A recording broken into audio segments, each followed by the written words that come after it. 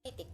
Saya di sini akan membahas apa itu lembaga politik, apa saja ciri-ciri lembaga politik, apa saja peran dan fungsi lembaga politik, contoh-contoh lembaga politik, serta konsep lembaga politik.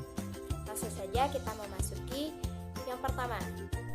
Pengertian lembaga politik secara umum merupakan suatu badan khusus yang mengatur pelaksanaan kekuasaan dan wewenang menyangkut kepentingan masyarakat pada umumnya agar tercapai suatu keteraturan dan tata tertib dalam kehidupan bermasyarakat. Ada dua aspek penting untuk memahami lembaga politik. Apa sajakah itu? Yang pertama, lembaga politik memiliki kewenangan menggunakan kekuatan fisik.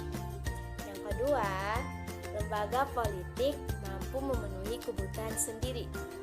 Lembaga politik tidak hanya mengatur hubungan antara kekuasaan dan wewenang dalam suatu masyarakat, tetapi juga mencangkup aturan tentang penerapan hukum atau paksaan fisik demi mencapai kepentingan bersama.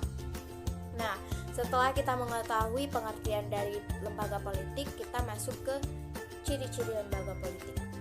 Dilansir dari buku pengantar ringkasan sosiologi, pemahaman fakta dan gejala permasalahan sosial 2020 karya Eli M. Setiadi, dijelaskan bahwa ada 3 ciri-ciri lembaga politik. Yang pertama, terdapat komunitas manusia yang secara sosial bersatu atau hidup bersama atas dasar nilai-nilai yang telah disepakati bersama. Yang kedua, terdapat asosiasi politik atau bisa disebut pemerintahan yang aktif.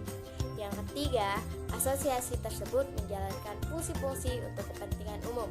Selain itu, asosiasi tersebut juga diberi kewenangan yang luas atau jangkauan kewenangan hanya dalam teritorial tertentu. Fungsi lembaga politik.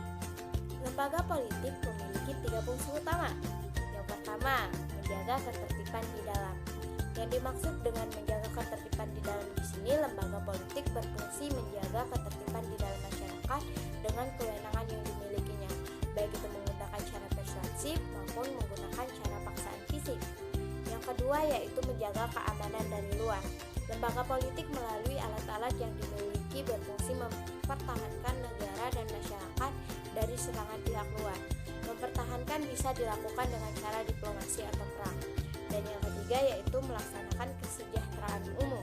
Lembaga politik berfungsi merencanakan dan melaksanakan pelayanan-pelayanan pokok sosial serta memenuhi kebutuhan pokok masyarakat seperti pangan, sandang, tempat tinggal, pendidikan, kesehatan, dan lain sebagainya. Pendistribusian kebutuhan pokok ini juga menjadi tugas dari lembaga politik itu sendiri. Nah, selain fungsi utama, lembaga politik juga mempunyai fungsi tersembunyi. Fungsi tersembunyi lembaga politik adalah sebagai saluran mobilitas sosial. Lembaga politik dianggap sebagai saluran mobilitas sosial karena di dalamnya terdapat struktur kekuasaan.